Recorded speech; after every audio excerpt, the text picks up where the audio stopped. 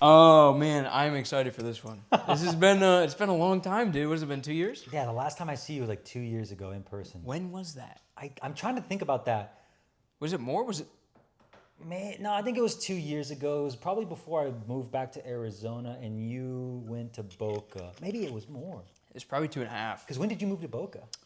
Yeah, like two In and a half? 23. Yeah, so yeah, probably 23. 2.5. It's interesting being here. It's really interesting being here because we're in Miami right now. Obviously, I met you here. Yeah. But it feels like it's been a decade, Yeah. and at the same time about a month. Yeah. Since I came here in 21. Time flies, man. But it also seems like it went super slow. Is it a Miami thing, or is it just a general thing? I think Time's it's a moving general fast. thing, yeah. Yeah, for sure. I mean, a lot's happened, like we were just talking about off camera, but I think just when you it's been 2.5 years. I mean, that's a long time. Yeah, You but know? it feels like I just saw you yesterday. Exactly too. Like No, I this just is I also still crazy. remember when we were at Soul Bras, like when I was fresh in Miami and we went to his white dinner at like the Biblos. Biblos. Great restaurant. Yeah, it was Except fun. they have seed oils in everything. Exactly, yeah. So I still remember that, and that feels like it was yesterday. Yeah, that Yeah. does. That Or does. even when we did the first podcast with Me, you, Logan, for example. Yeah, Yeah, maybe we'll do another one. Yeah. That was what? 2022 was that? I think so, man. Yeah, shoot. I remember meeting you the first time. Yeah. We were at Lilicoy. Yeah. We got breakfast. Yes. And I was like, who's this Brian guy tweeting all this stuff Yeah, about 'cause we YouTube? met on He seems Twitter. Yeah, cool. yeah, yeah. And then Logan's like, I'm getting breakfast with him. I'm like, cool. Like, I'll come. And then we walked Yeah. Yeah. You guys gave me the official Miami South Point. we can't walk. reveal too much. Yeah. This is a little It's secretive. just- they actually you know? made me do a ritual. They're like, I can't tell you why, but you got to circle around this tree. I'm like, what is it for? What? They're like, I can't. They ask got rid of the questions. tree.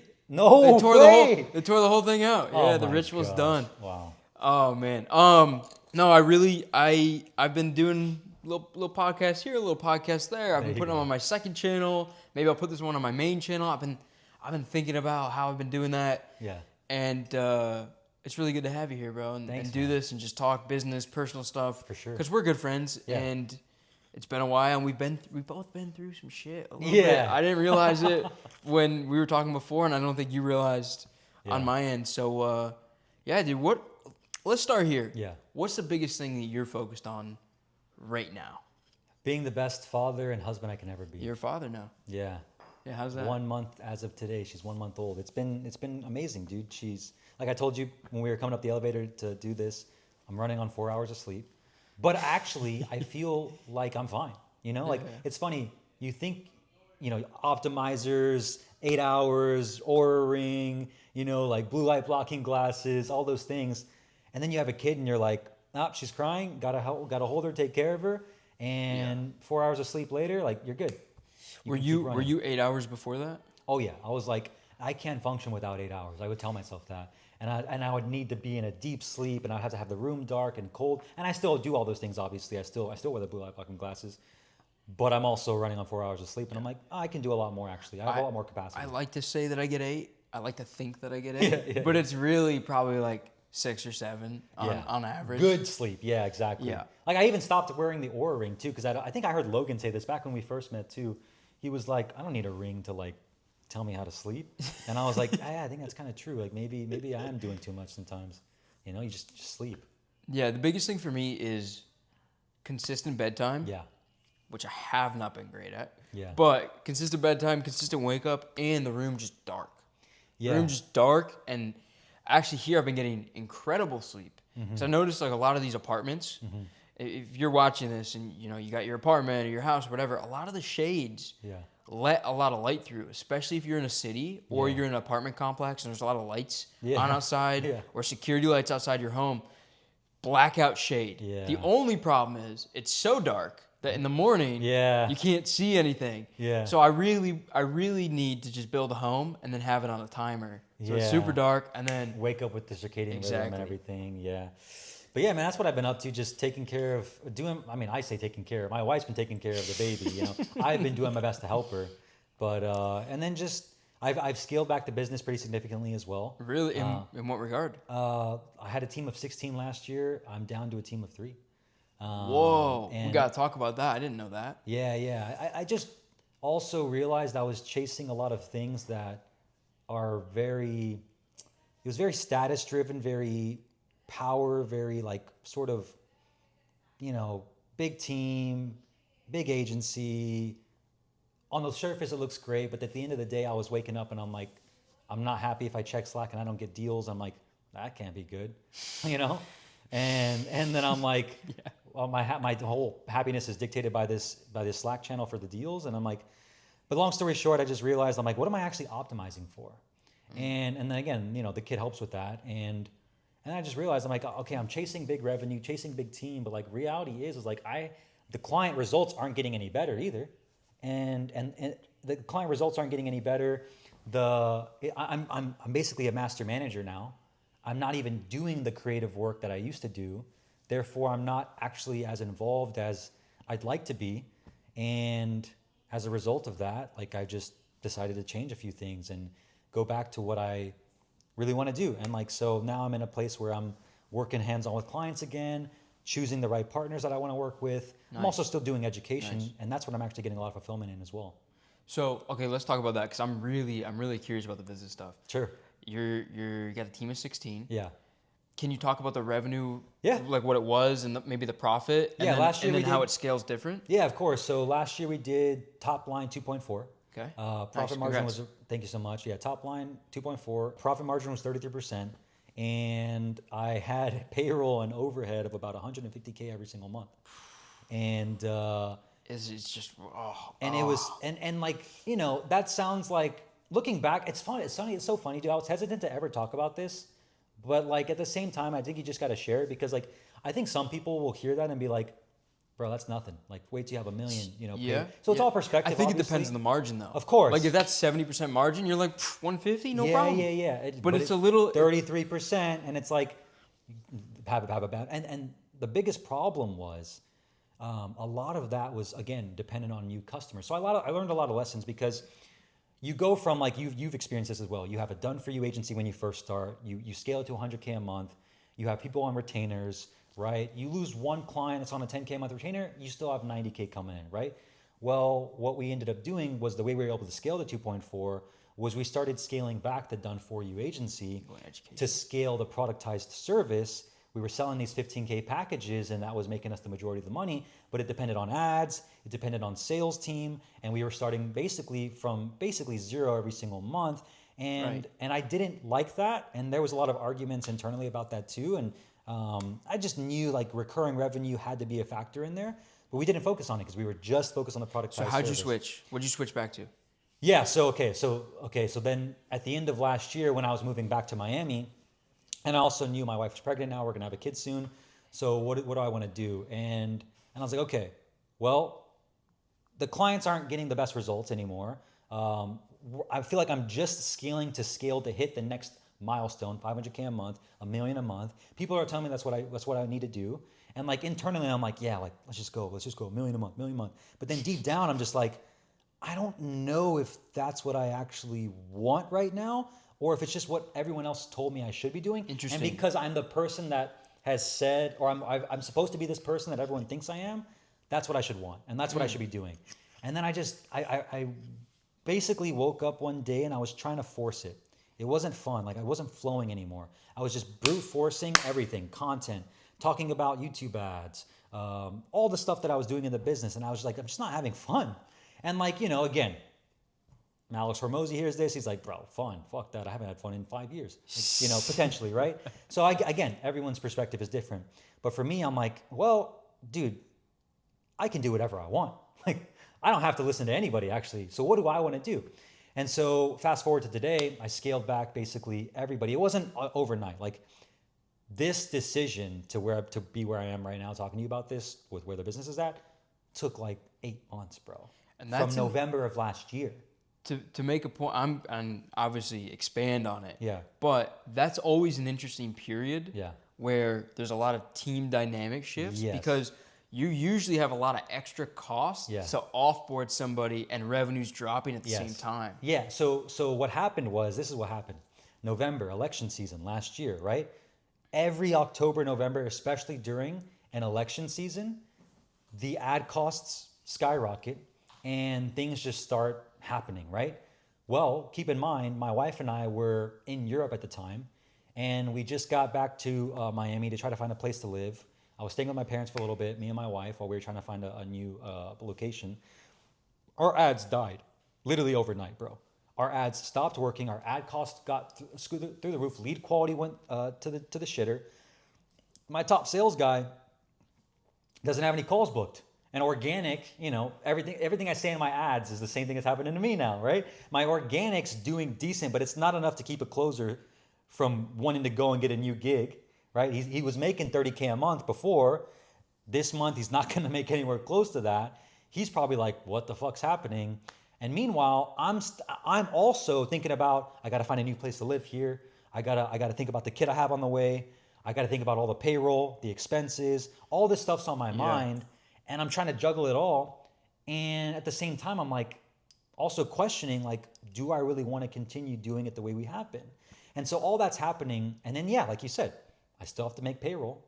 I still have people to think about. And of course, I don't want to just fire people without knowing for sure I don't need them.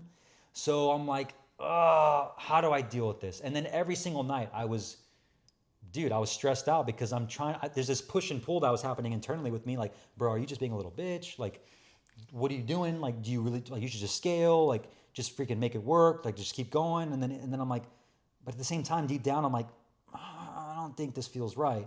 So it was that weird programming of like, are you just quitting or quitting, or are you really trying to do something different because you're being called for that? And, sitting here now, who knows? But all I know is I can say I feel a lot more peaceful. How are those margins now? Bro, I mean, it's 80% plus, right? And way more secure, especially with a family. And I'm focused on the right thing, which again, that was the thing I learned too. I talked about this at my last mastermind in New York City, but I was telling these guys because, we were hitting 350K a month at our top month, 50% profit margins at that month. And, we ended up with 2.4 million last year, but what they don't see is they don't see the overhead. They don't see the payroll. I remember one month in October, I was paying $20,000 to contractors to help us fulfill on the service. And then I looked at that. I was like, dude, what are we doing here? And the service wasn't getting that much better. Like the more people we had, it actually wasn't getting better. So I'm like, I think I'm doing this. I don't know if I'm doing this the right way. Or maybe I am on paper. Maybe I've done it because I've exited fulfillment. I'm not on client calls anymore. I'm just managing. So on paper, to everybody else, I've exited. My team's doing everything. I'm just being the CEO. But then, like, I can't ignore the fact that clients aren't getting, when I say clients aren't getting results, 60% of clients plus we're getting results, right? But when you take a productized service and you go mass market with it to the coaches, consultants, agencies market, a lot of those guys are making 10, 20, 30K a month. They don't really have a legitimate business, right? It's just them. And they also don't have much to spend on ads. Plus they're paying us. So if the ads don't work in the first month, they're griping, they're going to refund. So there's a lot of those. They need it to work so fast where you guys can't even get the work done. And we're used to working with the bigger clients, the ones that can afford the budget. And so it was all that stress too, because I want to get clients results. I care about my reputation. I care about getting people the result that we promised. But at the same time, I also can't control all the things that it takes to control a profitable cold campaign and a sales funnel. And teaching a team to do that too. So long story short, over the last 8 months, every single day has been sort of like that. Maybe I do this, maybe I do that. But then I was just like, it was a slow transition. Okay, I'm going to let this team member go, get rid of this, let these clients do their own thing, reduce the amount of ad spend. And you're just doing done for you now? Well, now mostly. So it's actually, I call it the 3 offer suite. So I still have a few done for you boutique clients that I personally run the ads for that are partners of mine. And that's, those are like guys that are already doing multiple 6 figures a month. They need someone for YouTube ads. And I'm just like, cool. I'm back to my old, like how I started, right? But with the rates that I can charge now. And that's my like boutique offer, like my highest priced. In the middle, I still have the hybrid offer, the one that we sold last year that still works, but I'm only selectively selling it to people that I know I can get results for. And it's more productized, so I don't have to spend all my time doing all that for them. It's more consulting. And then I have the mastermind, and the mastermind is just a call a week, in-person events, which I love to do anyways. And it's kind of a natural ascension because what happens is someone comes to me and they want the done-for-you agency, but they're not ready for that, right? So I still give them the hybrid. I still help them with the setup, consult with them, And then once it's running and working, they can either upgrade to the agency if they want, and if I want to work with them. Yeah. Or they can join the mastermind, or they can just say, I want to continue doing it myself, whatever. So that's what I do right now. Sick, bro. That's been an incredible, I can relate on a lot of levels. It's been an incredible journey, step by step, the whole thing. I'm kind of in a mid period right now where I've removed myself from most fulfillment except for 2 hours a week, you know, and then sales, I don't have to do that. On the marketing end, the launch socials, like brand content, is mostly done by the team. I'll record a couple videos, you know, a week, and it's set. I see your ads all the time on Instagram too. Really? Yeah. Really? We're not even running hard yet. The whiteboard one. Yeah, that one. I always see that ad. Thank you. Yeah, I mean, we're not even running it hard yet, so that's interesting. Cool. Yeah. But the big thing for me now is the personal content, because your Twitter the last few days has been going up as well. So you've been posting hard. It's really interesting. It's really. I want to break this down a little bit. I've been kind of in that period where you've been in, where like, fuck, dude, payroll's really high, and we need to bring in you know, new deals every month to meet the payroll and this and that. The margin's okay though, so it's like whatever. I'm gonna keep doing it. But the thing is, I know I want the mil a month for sure, and I know it's me because I know the things that I want. I'm like, 100's not going to afford, you know, a couple of these things that I want to be able to take care of. So I have to scale there if I want to get what I want to get. Yeah. And I have strenuously, like every month, do I need this person? Do I need this software? Yeah. Do I need this ad spend? Do I need this? Our acquisition is also different and it's also part of my goal. I don't really want to run crazy cold paid ads until I'm at super scale. Like I'll just come to you at that point, like, hey dude, we're doing a mil a month, like just run the YouTube ads for me. But I want to get to that level with the security of 60-70% margin. That's the caveat for me. I want to get there, but I want to do it without breaking my back on 20% margins where I'm stressing, losing my hair from like, oh my God, all the time. And that's the place I don't want to be in, and I'm trying to completely avoid. So I'm trying to do it organic. So for me, it's interesting because I got to Miami and I'm like, I'm going to record a shit ton of content because I haven't had, you know, this kind of view, the whole thing, the beach. And I slowed down my Twitter, which is where we actually acquire most of our clients from my Twitter, probably like 80%. Wow. And I slowed it down, and then like the past month, I'm like, why aren't we making money? Like, I'm recording all this content. And then I'm like, oh, I tweeted maybe 20-30% of what I normally am tweeting. So I've been hammering that. And it's this kind of period of I left. My day-to-day was always fulfillment and selling and making sure that we're doing some marketing and we're making money. But now, this is the first time where I can just make content.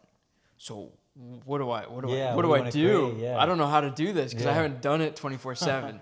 I'm walking the other day filming a vlog, and I'm like, this is work, but it doesn't feel like work. I'm taking a walk while I'm vlogging. This is interesting. And so it's been a thing of figuring that out, and in that process, I stopped doing what I was doing that got me there, and it faltered a little bit. So I can relate on many levels. And I'm curious if you're ever going to shoot for the mil a month or big numbers again, or it's going to be a different model. What that looks like. Like the reason why, like, again, it's not that I don't want $1 million a month. It was the intention behind it. Okay. The intention that I had at that time of like $1 million a month. It was like almost out of an attachment that if I didn't get it, I wouldn't be happy. That was the problem. My intention and the reason I wanted it was because I had a fear of like not being good enough if I didn't get it. Or I had a fear of like, I won't be happy and like if I don't hit these numbers. And that was the biggest problem, I realized. So it wasn't a matter of like, I want $1 million a month because I want to impact this many people to be able to do that. Yeah. It was, I want $1 million a month because that's what people say I should do. And it's like, that's the next goal. But like, okay, it's just a rat race then. Then it's 10 million, then it's 100.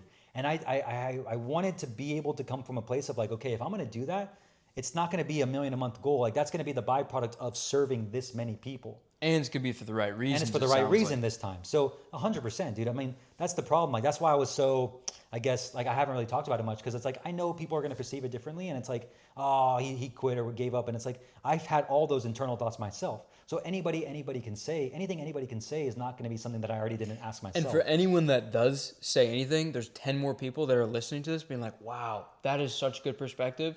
I'm not at those numbers yet, but that makes a lot of sense. I want to build my business XYZ certain way. Yeah, I just want to do it in a way that's going to serve others at the highest level, where I'm not, like you said, I'm not selling my soul just for the sake of collecting the bag.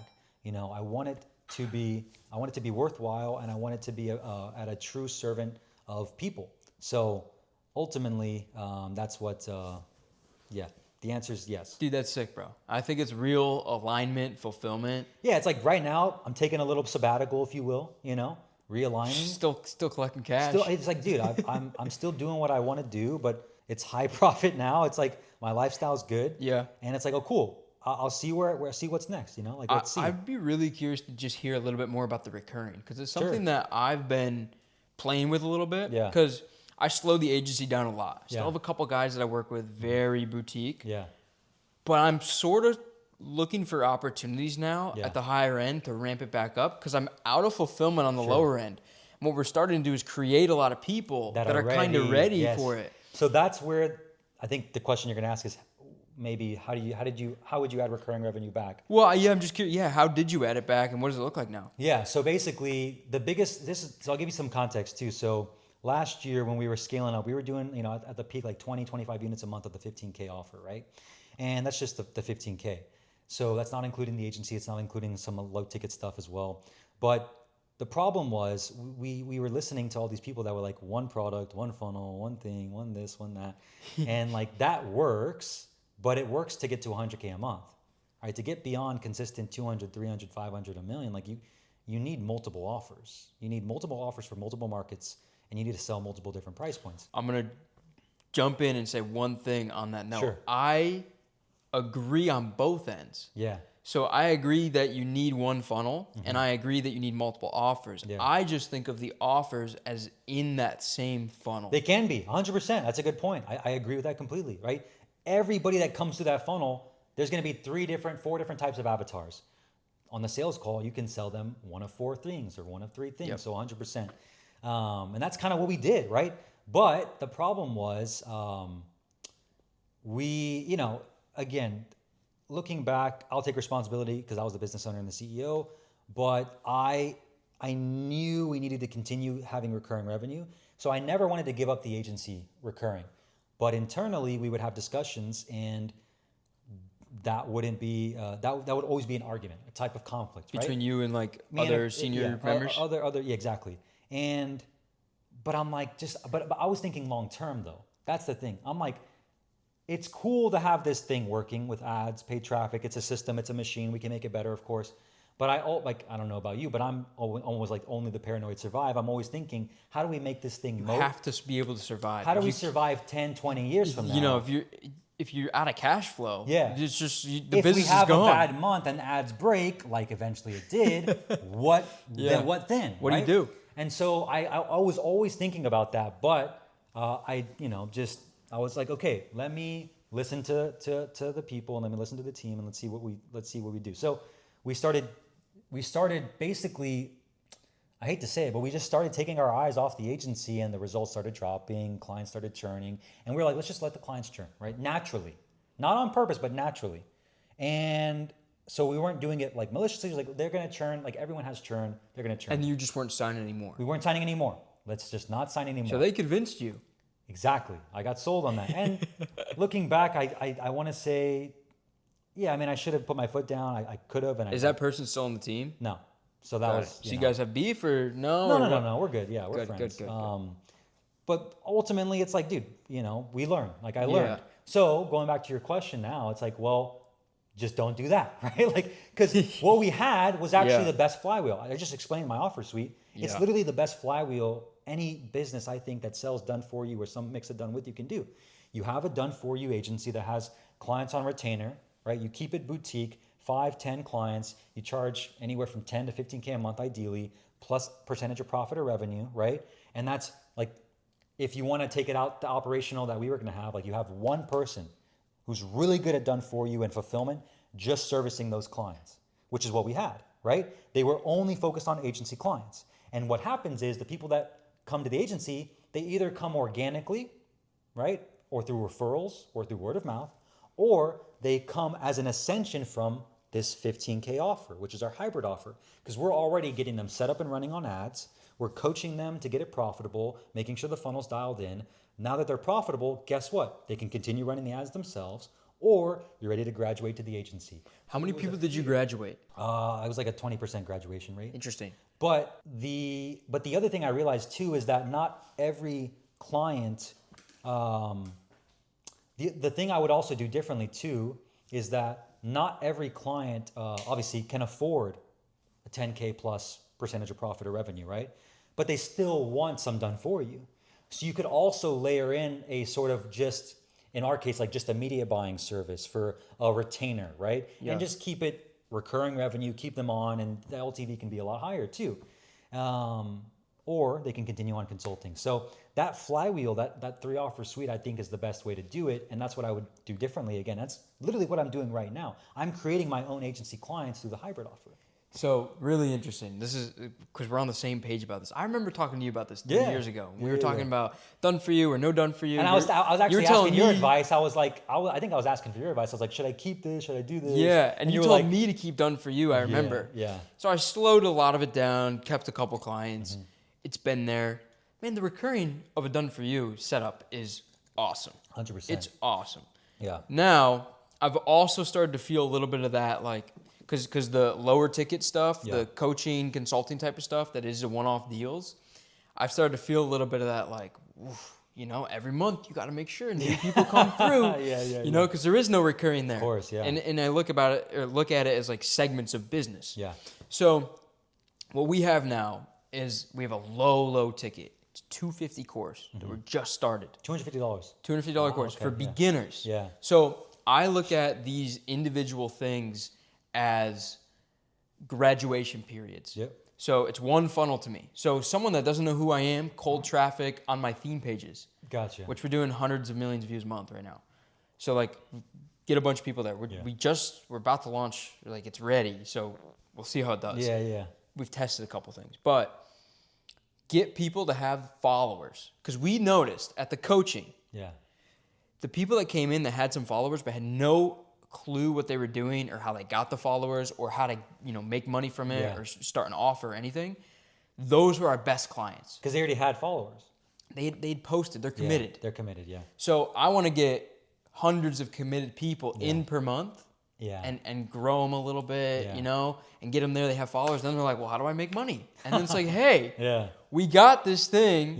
So the first one's called Sprint. Then we got this thing called Accelerate, which is our main product we've been selling for a while. We're going to help you get to 20K a month. And then you're going to graduate. No guarantees, FTC, okay? Right? It's just that's the goal. Now, when they graduate that, they're like, well, what do I do? Because everyone starts to go look at agencies or this service. They start to get pitched. Come to us. We're going to scale you to 100. And we've been running some people through that. From 20 to 100, Right. So we've had some people graduate. We're moving them up. And then someone at 100, that's when I can approach and say, look, you're a great fit for me to like come partner with you, whether it's equity, whether it's a percent, whatever it looks like. Want to have a conversation. And that's the 4-offer stack. So I just have the course at the very bare minimum, which is different than you, but that's like, it's like the same setup. I think the difference maybe slightly, like nuanced wise, is I look at it as graduation periods. That's smart, to where you're ready for the next thing. Let's have a conversation. That's the thing too. I look back because the biggest problem I realized that we had in our team too was, and you probably don't have this, it's because you're naturally already thinking about that, but I probably had it and I probably learned the lesson or something. Well, just like you. I mean, because what I also learned is there's a difference between customer support and client success. So what do I mean by that? I mean that I went, for example, to a mastermind in Germany. This was, they flew me out to speak. It was a mastermind of 30 agency owners, all doing 100K plus per month. They're all German. I don't speak German, but they speak English, thankfully. And all of them... Everybody speaks English, best language. They, at that mastermind, I learned the difference of their CSMs and the way they train them versus the CSMs that we had. So what do I mean by that? Their CSMs are salespeople. Like they're sales people. They're inside sales reps. And they're good at customer success and client success because they're salespeople. They're challenging, they're holding frame, they're pulling and they're pushing when they know how to do it. They're not taking any bullshit. And they also know how to make offers, how to upsell, how to ascend. I've learned that recently. My CSM team, this is my fault. Again, this is my responsibility. They weren't trained to be salespeople. They were just support, doing the service, doing the fulfillment, You got it, doing man. the consulting. Like that type of yeah. stuff. And then when it came time to challenge, to hold frame, to make offers, to upsell, that was a whole thing. So I didn't learn that until, recently, but ultimately that was a big reason why I had to downsize too, because I didn't have, a lot of the right people in the right seats. Let me ask you something. Yeah. When you have those CSMs that aren't challenging or aren't salespeople or aren't pushing, this is something I noticed. So I'm asking if you had the same thing, which is the clients start to look elsewhere because they feel like they can't get the answer internally because they're not being guided through the system. They have the frame. They have the frame. That's the biggest problem. 100%. That was the issue. We're always playing defense. And like one of our core values is we play offense, not defense, right? And it's like we weren't embodying that core value. And then when you have a big team of it, it's like hard to shift that. Yeah, and it's like, guys, no. And then so I had to go back in the weeds before obviously the reduction here, but I was back in the weeds looking at these CSM calls and I'm just like seeing everyone get walked over, and I'm like, why are we letting the clients talk to us like this? Like the client isn't always right when it comes to the things they're paying us that they need help with. You need to tell them what they need to hear, and even if even if they don't want to do it, they still need to do it because it's their business.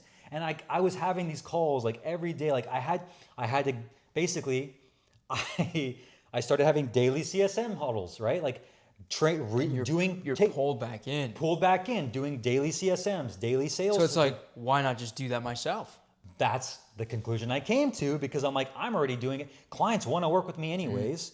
Clients want to pay me. I know I can get them the best results. I'm the best marketer on the team. All these selfish thoughts came into me. But at the same time, it's like, okay, let me pull back temporarily so I can again. And then you can rebuild with the right foundation.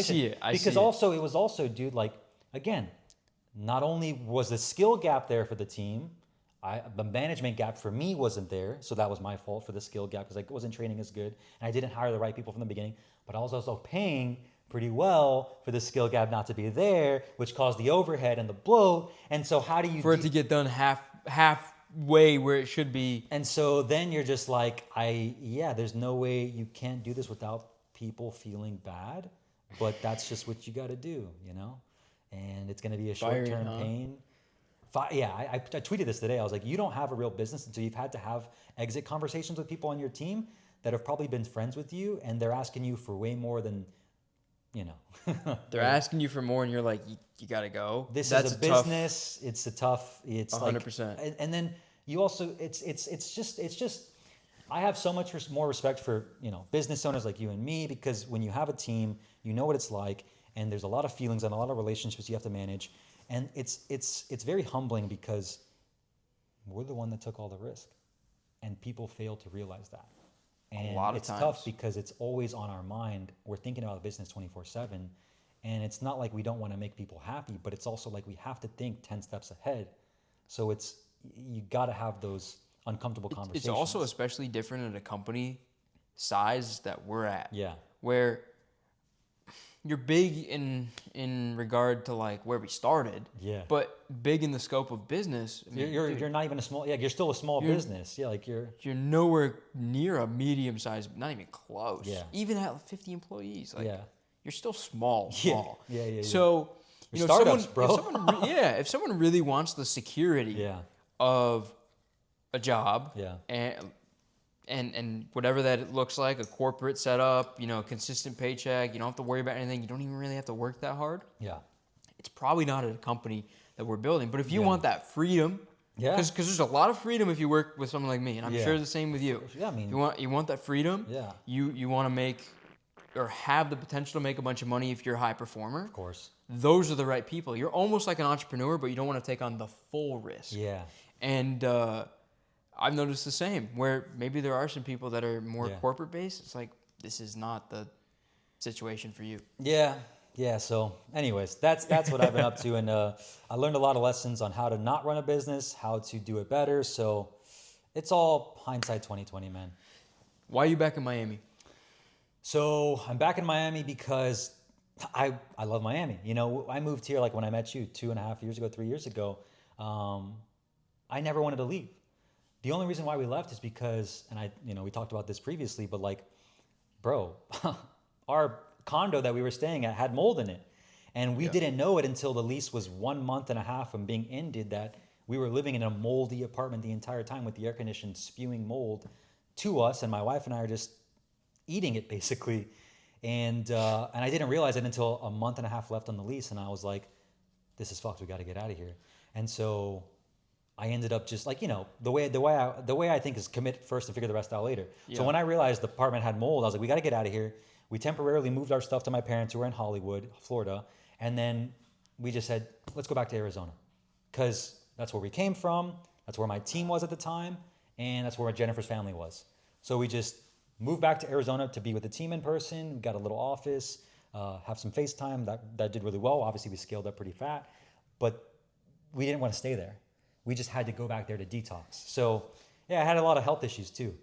So now I'm back in Miami because thankfully I was able to go all through that. And I mean, we were talking about before, for anyone listening. Yeah. The correlation of what was going on with me and what was going, it's very, very similar on many points. Yeah. We were also had some health stuff. Yeah. Similar. And it started in the Boca house, right? Yeah. Similar exposure. You know, the whole thing. Yeah. And you don't really realize it. You're just like, oh, something's weird. I don't feel. And you start to look up different things. Yeah. Especially if it's the first time it's happened to you. For sure. Hey, why am I so tired? Yes. I can't tolerate that food anymore. I'm not a bitch though, so I'm still gonna eat it. Yeah. Because like part of it as well is people like you and me are very mentally resilient. Yeah. And we have to train ourselves that way. So we always think of, I'm fine. I got work to do. It's good. But you do it long enough, and then you look around one day. Whoa, wait a minute, I feel way weird. Yeah. As soon as I got here, yeah. What's going on? So similar thing. Yeah. And I'm still in the middle of the detoxing. Yeah. That's why I came here. Yeah. I want to be on the beach, in the sun. Gym's in the building, in the sun for a while. Yeah. And obviously you did the same. And dude, Miami is the only place that I can line up podcast after podcast. Yeah. This is the 4th or 5th one I've recorded. Some are on my second channel. This one will probably be on my main channel, I think. This is the only place I can do that over and over and over and over again. Yeah. For business, I forget how good it is. And it's so funny how similar our journeys actually are with this mold exposure because, the whole story is pretty crazy, but ultimately, dude, when I was in Arizona and, I was talking to you about this, like, so what happened for me is I started noticing I had a little circle spot on my skin. It started off as like a little, like almost like little sort of eczema type thing. And I'm like, what is this? And then like it just wouldn't go away. And then a month would go by and it's a little bit bigger. Yeah. Second month goes by, it's a little bit bigger. Third month goes by, it's like kind of a ring now. And then again, I was telling you, I was like, well, you and I and Logan were sometimes going to, Goat Shed here and training MMA. And I'm like, yeah, I did some wrestling. Maybe. This was 2022? Yeah, 2022. So I'm like, okay, I did wrestling the other day. Maybe I got some ringworm or something. But then like ringworm supposedly is supposed to go away pretty quickly and you can take this but it's not going away. And then I'm like you said, I'm mentally resilient. I'm out in the sun. I'm in Miami. I'm eating good food. I'm like, I'm healthy. The sun masks it a little bit too. Yeah, it's like it does. And so I'm like, but it's just not going away. And then of course, I was telling you, we came back from London one day and apparently we were gone for a week, but our air conditioner broke. And that's when everything started clicking because the air conditioner was broken. We walk in, the apartment immediately smelled like mildew. They come to fix it. They don't fix it. They end up just draining all the fluid that's in it, which was the thing that was spraying the mold. And then that's when I kind of realized something was messed up. I knew it was mold, and then we ended up having to get out of there. But the damage was already done. My wife was having brain fog. She was really fatigued. So now I'm in Arizona, after that. But I work with this mold specialist, and she tells me, and at this point, dude, my skin's getting worse. Because she tells me to take these over the counter, sort of prescribed mold removal drugs that go into your gut and it's supposed to kill all the mold mycotoxins. But it also kills all your gut that's healthy for you. And I didn't know that at the time. So I started going against what I normally would do. It's like an antibiotic. It's literally an antibiotic. Yeah. So yeah, perfect. Best way to describe it. It's an antibiotic I took to kill the mold, but it also took the healthy gut flora. So my skin ends up getting worse. I showed you the pictures, but like my arms look like it's like I have like a leprosy or something, dude. It's like, and keep in mind, we're scaling the business, right? I'm managing the team. I'm doing all these things. I'm trying to heal myself. And I'm just like, what is happening to me? And then the only thing that helped me, going back to your question of why I'm back in Miami, was I just looked at all the pills, the supplements I had to be taking that day because apparently my blood work and all that. And I was like, it looks like we're fucking dying. Like, I feel like I'm an old man right now taking all these supplements. Yeah. And I was like, this doesn't feel right. And something just told me, go to the beach, like get back to nature. So I ended up flying back for 2 weeks, taking 2 weeks off the business, staying with my parents, spending 2 or 3 hours at the beach every single day in the sun, just sunbathing, swimming, eating my mom's food. And then, bro, my skin started healing itself naturally. I got off everything that people told me to do. I just went back to nature. And so at that moment, I knew, I was like, I need to be here in Miami. Like, this is a sign. Like, I need to be in nature by the beach. So once I had that, I went back to Arizona, and I was like, once the lease is up here, we're going to go back to Miami. Man, I have so many points to like go over. There's more stuff we can talk about in this discussion.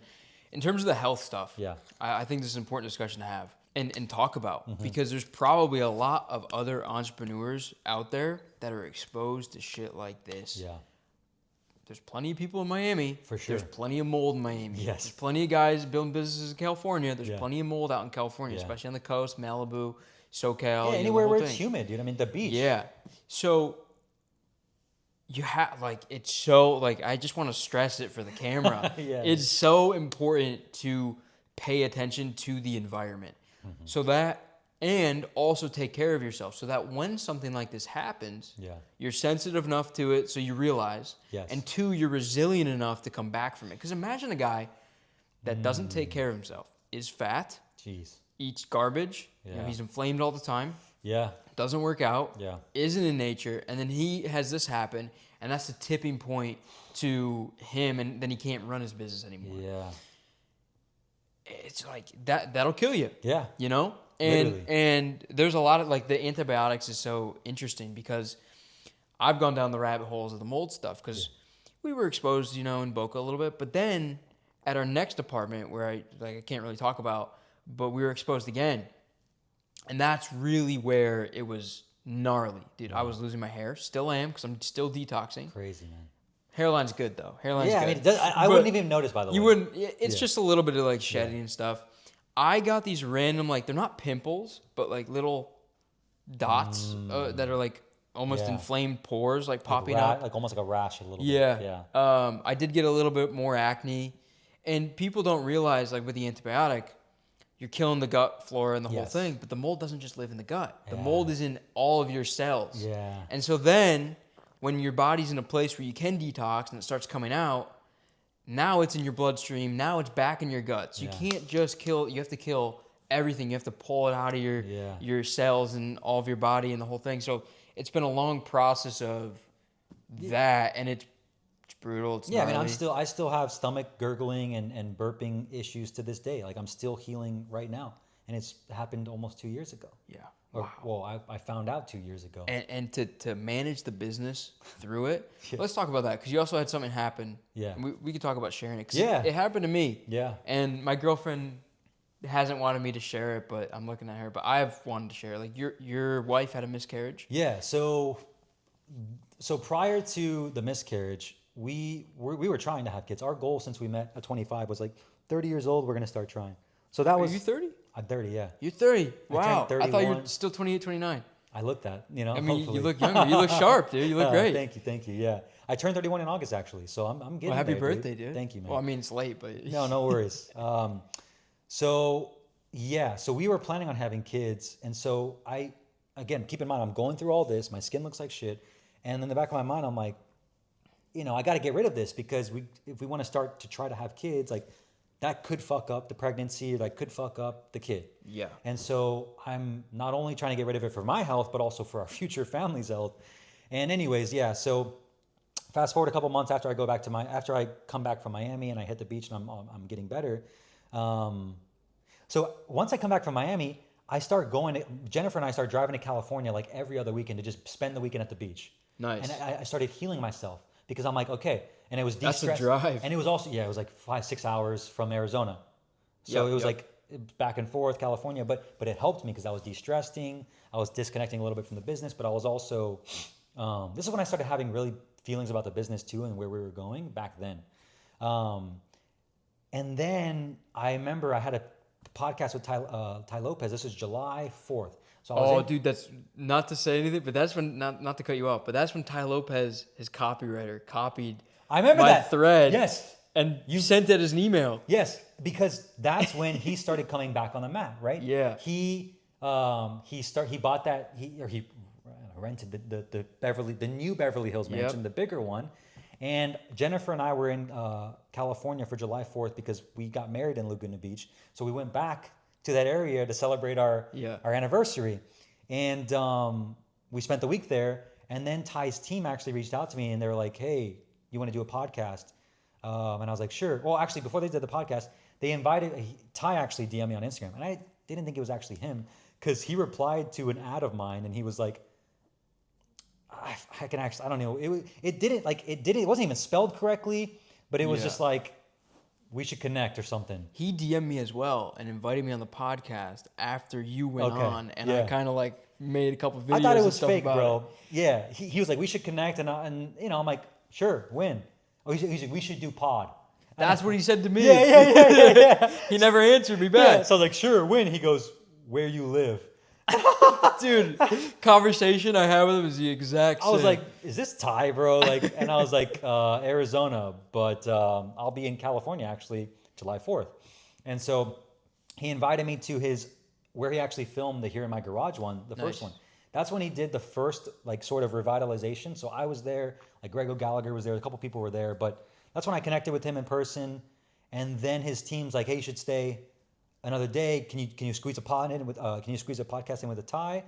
And of course I'm like, opportunity of course. So, but their team, shout out to Ty and his team, dude. Ty's such a genius, but it's also his kryptonite too. Ty's such a good marketer. He's such a good, he comes up with offers on the fly. Yep. But his team then has to fulfill on all of them.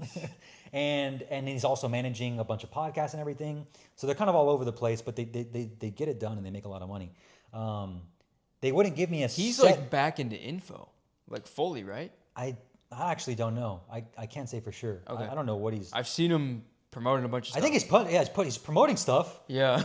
I haven't really been. I don't know. So I don't know. Okay. He's promoting. Yeah. He's promoting again. Whatever he's promoting, who knows? But he was promoting at that event too, and he promoted 7 different things, and I was like, oh yeah, these sound interesting. But I'm like, the team, how to keep up with this is pretty interesting. So. Anyways, they're like, yeah, can you stay with podcasts? He's like, we should do a podcast. I'm like, yeah, when? Let's do it. He's like, tomorrow, talk to them. So then I'm like, okay, yeah, let's do the podcast. And they're like, hey, can you stay another day or two while we figure it out? I'm like, yeah. So we extend our stay a little bit. And dude, literally down to the very wire, they weren't giving me a set yes if we could do the podcast or not. And I'm like, okay, probably not going to happen. So Jennifer and I are literally driving back to Arizona. We're already about almost an hour into the drive to Arizona. And their team texts me, hey, can you do the podcast today? Literally in 2 hours or something like that. And I'm like looking at Jennifer and I'm just thinking to myself, I'm like, is it worth it? Is it worth it? We're already back home. At this point, I'm like, my thoughts are like, dude, just keep driving. You don't need it. But then I'm like, at the same time, I'm like, I'd probably regret, and it'd be fun. Did she encourage you? Yeah. She would have done the same thing. She's like, let's just do it. We're already just turn around. So we turned around and of course, I wanted to do it. I was trying to do it. So I'm like, okay, let's do it. Fuck it. Right.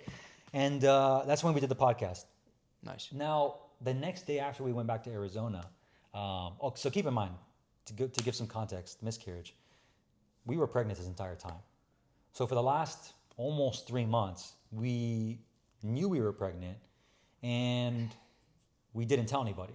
I wanted to tell everybody, obviously, but my wife didn't want me to tell anybody, and respectfully, you know, she's the one carrying the baby, so 100% I'll respect that. And I'm optimistic about everything, but she did tell me there's some complications that can happen in the first 3 months. Of course, I didn't want to think about that, believe that, even let it enter my mind. So I didn't even, you know, worry about that. So I was like, oh, I want to tell everybody. But she's like, no, let's not tell. I was like, okay.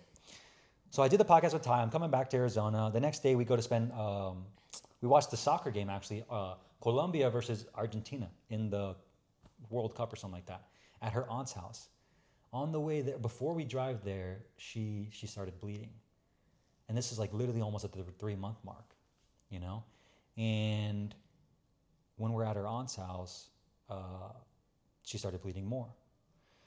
And the look on her face, I could tell something was off. And we start chat GPTing everything. And, you know, they're saying, well, it might not be a miscarriage yet. Sometimes if it's brown, it's something this, that, and that.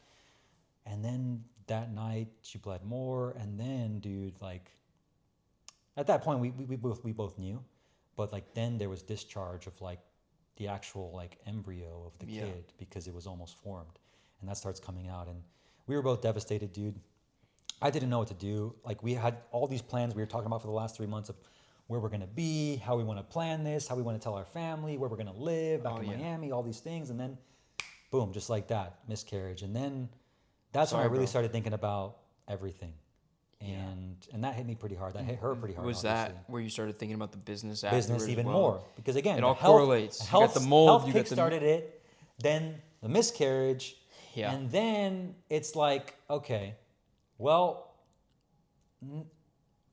if we're not going to have this kid in the next 6 months, like we thought, what do we want? Like, what do we want to do? And that's when we made a decision to just pack up our stuff and actually travel for a little bit before we had, you know, a kid. So what's interesting, I'm not sure if you're religious or spiritual or anything like that. For sure there's a God, 100%. It's almost like God or the universe kind of giving you a shove and then another one and another one to say, like, you got to make a change of some sort. I'm trying to and tell it's trigger I'm after talking trigger to you. Yeah. It's like, hey, bro, stuff you're doing isn't aligned with what I'm trying to get you to do. And you're thinking about things that you shouldn't be thinking about right now. So, like, I'm going to have to show this to you to make you wake up or something.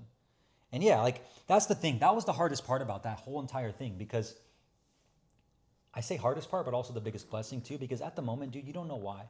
Like, dude, she was crying every night, you know. I'm holding it in, but I'm like, God, why? Yeah. Why? Like, why me? Why us? What did we do? Like, what are you trying to teach me here? Because, like, this does not feel good. Like, what is happening? Yeah. And why us? Like, you know, all these questions. But the blessing in that, dude, is we actually became more spiritual. Because as a result of that, we actually, you know, started praying together, like started reading the Bible. I've never read the Bible in my entire life. And I started reading through it. And I'm like, what does this actually say? And I started getting more faithful. I had more faith. And as a result, today, I have way more faith in God and higher power, universe, like you said. And I know everything's for a reason. And the problem is at that time, I wasn't ready to surrender. I wasn't ready to just roll with it. But now, having gone through all of this, I'm just like, God, you take the wheel, bro. I'm here, going to show up with whatever you give to me, and I'm going to still have intentions, but I'm not going to be so attached to what I want, my preference, because it's ultimately your will, you know? So I can speak on many levels of that. You know, I haven't said this publicly ever because it's a sensitive topic. Yeah. But, you know, when we were in Boca, so I'll give you a timeline. Sure. We split the business at Launch Socials, which we own 50-50. Logan and I split the company. Yeah. We're going to go separate directions. Him and I are both still great friends, which is awesome. But it's just the vision wasn't aligned anymore. So I'm at my own place now. We don't have the team house anymore. And, you know, just trying to put the pieces together, grow. She gets pregnant. My girlfriend, obviously. Some random girl on the street. Was it 2 months later, 2.5 months later? After the business, okay. After the split. Yeah. Funny enough, he got his girlfriend pregnant yes. like a month and a half. Dude, it was all like after. us. Yeah. It was crazy. Yeah. So anyway, that happens, and I'm like, I'm gonna be a dad. I gotta get serious. We just split the business. What's going on here? Yeah. And I just became a maximum risk taker and put everything into crypto. Which we should talk about, by the way. Yeah, Yes. I went crazy. And then just started going nuts with the oh my God, like this, and this has to happen. Now, comes January, we're having like the health thing, but it's not too crazy. We're just figuring it out. Funny enough, right before we find out she's pregnant, we're like, we're going to cut the lease and go travel. Yeah. And then next day we find out. Yeah. Next day after we plan the whole thing. Wow. We find out. So 2.5, almost 3 months go by. We're in a car crash. Jeez. Get rear-ended. Wow. Seatbelt around her stomach. No. Paramedics come, the whole thing. They think, you're okay, whatever. The crash isn't bad. Next day, ultrasound, or 2 days later, miscarriage. And this was like, how far in? This is 10, 12 weeks, something like Wow. that. So, and I'm not having trouble talking about it now because it's like we've thought about it, we've gotten through it, we know where we're going. And the biggest thing since then has been improving the health. Yeah. And just being in a situation with no stress. Yeah. So you can have the family, no problem. Because you're describing to me, you're like, dude, I'm sleeping 3 hours a night. Yeah. I'm like, running a company, max stress on top of that is crazy. Yeah. So for us, it was that. It was just one thing after another. I ended up having one of my biggest months in business ever. Wow. About 2 months after that. Holy crap. Which is cool because we launched a product. But since then, it was kind of a trickle down, and it started to go back up. Things are looking good again. But through that process, it was thing after thing, business split, and then I split the agency with my old partner. And then Logan and I split for different reasons, and then this happens. Yeah. And then we get further exposed, to everything, and then I realize it's like another kick in the ass, another one. Like you got to change. Yeah. And I changed a lot of things with the business, rebuilding a lot of pieces, and I became a lot more spiritual through that process after a lot of those trigger points, just as you're describing. Where for me, I grew up Catholic. Yeah. I don't know if I consider myself Catholic now. I believe in God 100%, spiritual. I feel like I'm more religious than a lot of people that go to church. Exactly. Yes. Because I agree completely. Some of these church sermons and things, I'm like, religion what are you is guys not. talking You about? don't need religion to be religious. Exactly. Religion is a man-made construct. It's all the same thing. Yeah. The problem is there's labels and it's a business. I think it's really powerful. Religion is really powerful to keep a society together. Of course. And it's good for the person that's not really thinking, but just going to church. I'm gonna go There's by the good Ten Commandments. rules. Yes. Whether you're Mormon, whether you're and Christian, it keeps society together. Yeah, it's a way to live, and it's net. But when it's you a net really positive. start thinking about it, yeah, of course, there's a lot of nuance in all these different things. So I believe in God 100%. And we're marketers, so we can see the marketing yes, in the religion. exactly, right? exactly, the construct of it. Yeah. So for me, it was a kick in the ass after kick in the ass, and I became way more spiritual, way more religious than I ever was through that, and just way more aligned with what I want, where I'm going, the hard work I actually need to take to get there. Because a lot of what I was doing was coasting. Yeah. I didn't deserve to have those biggest months ever. I didn't deserve $1 million a month at that point because the momentum wasn't building enough. Yeah. I was doing what I needed to do to make money, and I was just mostly even hoping that it was going to happen when I took a step back and looked at it. Yeah. And now I'm all in. Nice. Before this, hammering work all morning. Now we're doing this. Yeah. And I'm sure maybe we'll get food after or not. I got a bunch of videos to record. You know what I'm saying? So back You're there. You're flowing, bro. But before I was just like, as long as I do one thing a day, it's cool. Gotcha. Yeah. So it's almost reinvigorated you as well. 100%. Like I'm excited again. Exactly. Yeah. I'm excited again. Yeah. Thanks, bro. Yeah, Thanks. of course. I mean, I think that's the whole point. Like we were talking before camera too. Like we were talking about, it's a blessing in disguise because it's like, what is this teaching me? What's the positive here? That's the only thing you can do. And clearly for you, it's helped you. It's helped me. 100%. It's helped us learn. I love the trenches. I love it, dude. I love being in the trenches, Yeah. I don't like bad things happening, but I always know that there's a new lesson from it or there's a new thing that's going to come out of it. Yeah. I feel like that's where all the innovation is. Yeah. When you're at your lowest and you have to make something work, it happens. And then I asked myself the question, how can I simulate that experience and that innovation when things are good? Yes. Yeah. That's probably like why a lot of people like to do 75 hard, you know, because they're just like, I got to do something.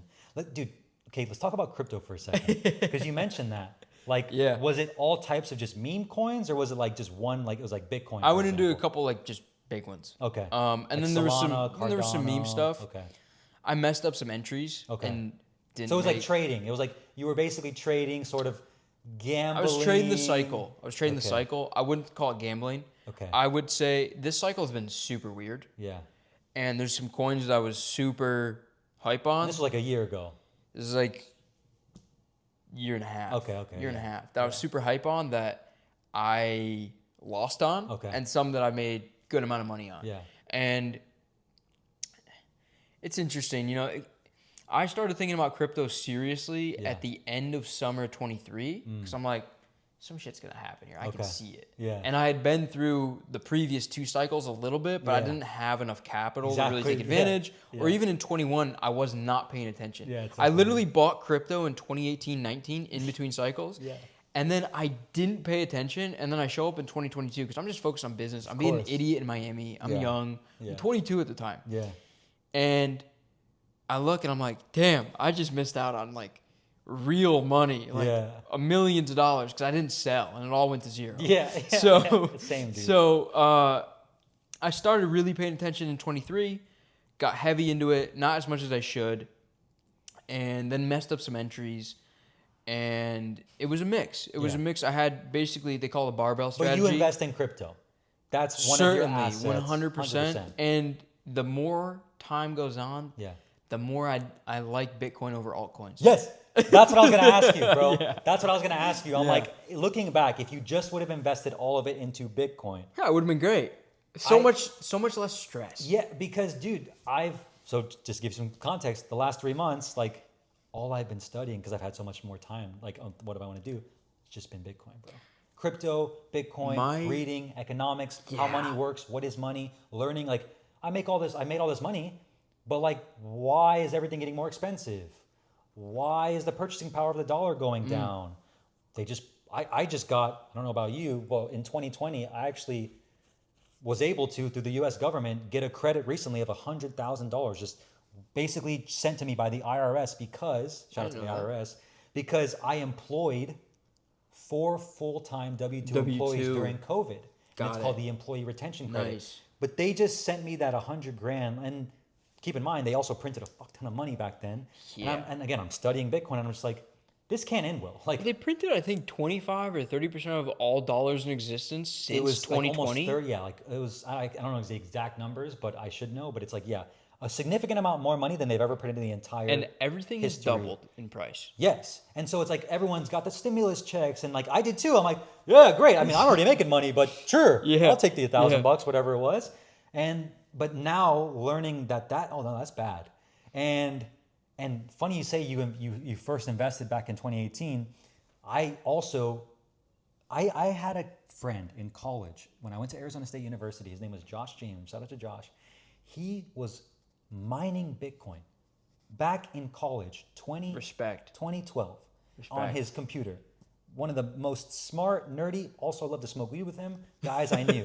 We would smoke weed and we would just watch funny cops all the time. Yeah. But we'd always talk about crazy shit. And he told me about Bitcoin back then, how he's mining it.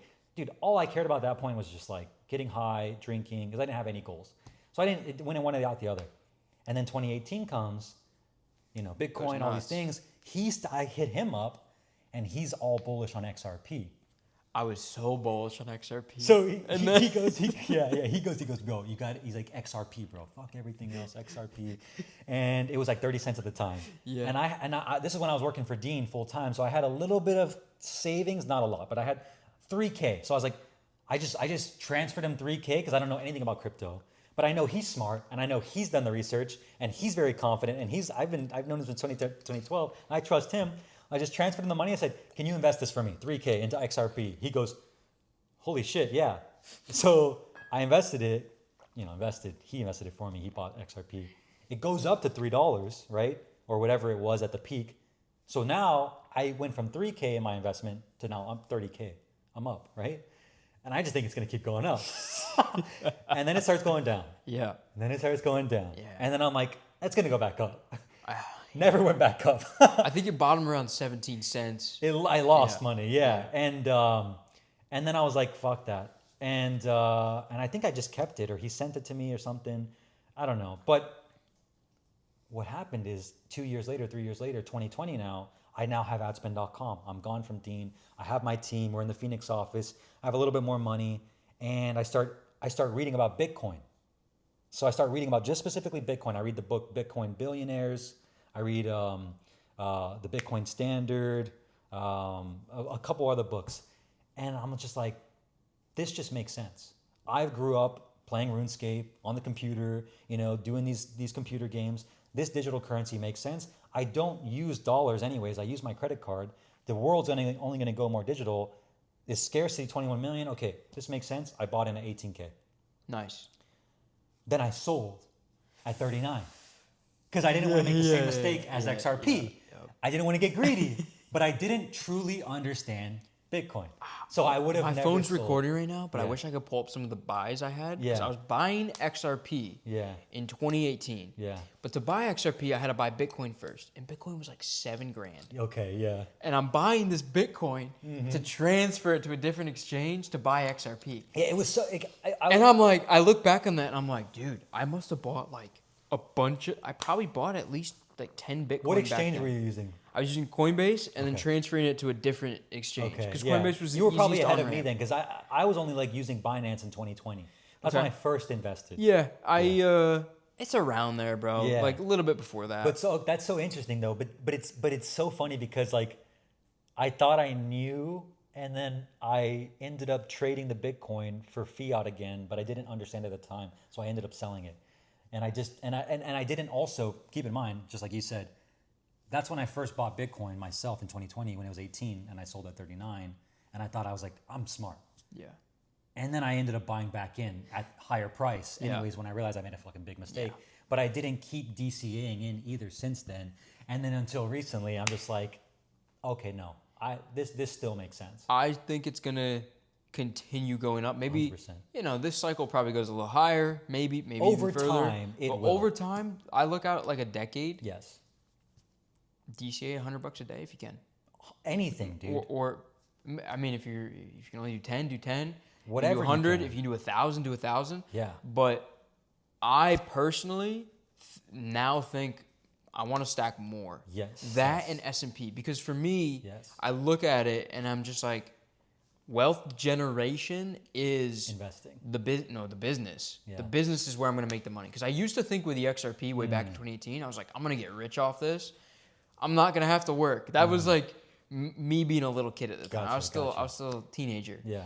And now I look at it as a smart adult, professional investor, business guy. To me, it's like, that's where I want to store my money. I want to store it in that and probably the S&P. Yeah. So what I meant by that was like, for me at least, the way I see it now is like the business is the vehicle to get rich. Yes. And then what you need to do is you need to fund the profits from the business that you're not going to deploy back into the business to invest into wealth accumulation, which is S&P potentially, or Bitcoin, for example. Because like that's what I learned from Robert Kiyosaki way back when. It was like, you're an employee, then you have to go to a solopreneur, then you go to a business owner, and then you're an investor. Like you want to get to be investor. Let's talk about that real quick. Sure. The transition from an employee to solopreneur, I think especially solopreneur to business owner, is probably one of the hardest pieces because it's fear. It's fear, but also like think about where you were at. You did transition from solopreneur to full-on business owner. I don't know. Would you say you're a solopreneur now? I transitioned from employee to a solopreneur, but the way I made it easier for me was I didn't quit my full-time job until I was making more on the side as a solopreneur. I think that's easier than the transition from solopreneur to full-time business, like medium-sized business, you could say. Because the skill set is just it's so different, you know, and you're trying to manage the payroll. Yeah, man, you got to hire people, Yeah. pay people. Yeah, for sure. I mean, looking back for me, it kind of felt like it all happened naturally. Like, and I think too, like when you're first starting your business, this was 2020. This is when I was 25, so like 5 years ago. It's only been 5 years. It's crazy. When I first started adspend.com. Yeah. But time flies, man. And it's super cool. You've been doing the same thing the entire time. Yeah, exactly. And it's just been adspend.com. So it worked. And then also at the same time, it's like the transition from solopreneur to business owner. What happened for me was I just got bored as a solopreneur. Like I was making good money, but I was just bored. I was like making good money, had a good lifestyle. Everything was good. And then I was like, I don't know if I want to continue doing this like by myself. It's funny, I'm saying this now in retrospect 5 years later, right? At the position I am now with way less team, obviously, but that's just the ignorance. It's like, I don't know if I want to do this by myself 10 years from now. So I want to be, let's say 40 years old or 35 years old and still be a solopreneur. That's the thought I had at the time, which motivated me out of fear to be able to go into a business owner. So then I started hiring people. I started building a business, but I also was ignorant in the best way possible. And I mean by that, I was bullish on potential, possibility. Yeah.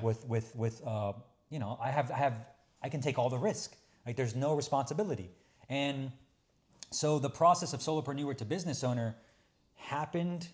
It wasn't all sunshine and rainbows, but it did happen naturally. And I look back and I was like, yeah, I just kind of learned it on the job.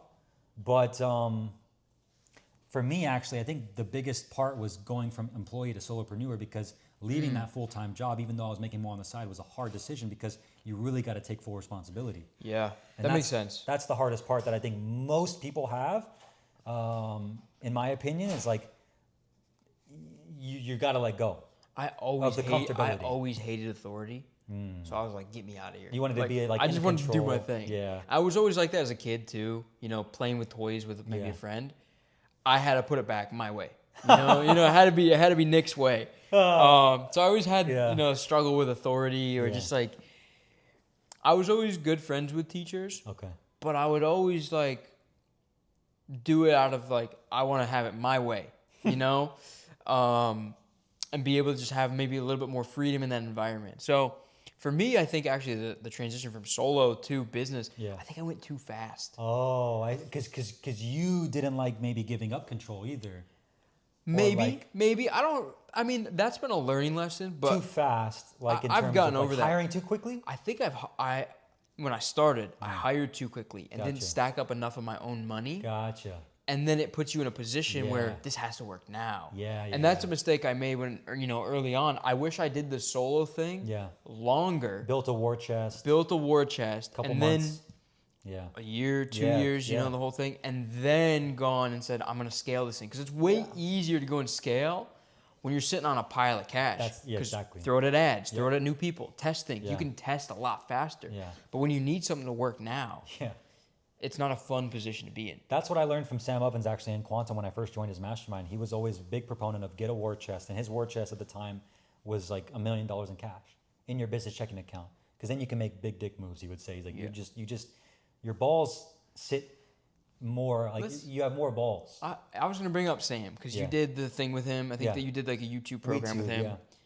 I'm really curious what's going on with Skool. Mm-hmm. Because it's a big talk all the time. You got Skool, you got Whop, you got all these other ones. Yeah.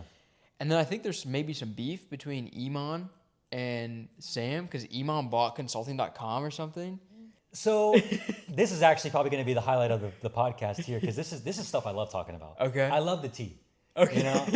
But I also love talking about it because I don't think a lot of people talk about what's happening inside the industry. Yeah. So this is such a niche podcast. It's so podcast, funny. But for the right person that listens to it, they'll love this. Like me and you, like me, you, Logan, Daniel, anybody. So, so let's talk about that. So Whop and Skool. I've never used Whop. All their guys hit me up all the time to promote something and JV and... They're really nice. They're nice. I like them. But they won't add that damn phone number at checkout. I'm trying to get the phone number at checkout for 2 years. Look, I've never used it. I'm sure it's a great software. Sorry. That's me ranting. But I'm an investor in Skool. So I didn't know that. Congrats, bro. Yeah, thanks, man. I mean, again, it was just because I owe all my success to masterminds, bro. That's why I do my mastermind. I was in the right place at the right time, and the opportunity was offered. And so I said, yeah, sure, I'll take a risk. Got it. But I knew Sam... Okay, so now I'm talking to an owner of Skool. On paper, I guess. I don't do any work. Sam's done it all. I just helped him with maybe a little bit of cash. anyways, so I hope that people don't take that the wrong way. Sam would have done it with or without me. He offered me, and I said yes, right? And he offered the mastermind too, and so everyone that was in the mastermind got an opportunity to invest. Nice. That's the best part That's about awesome. that. So when I say the Whop thing, I'm loyal. So like, I also know they're competing.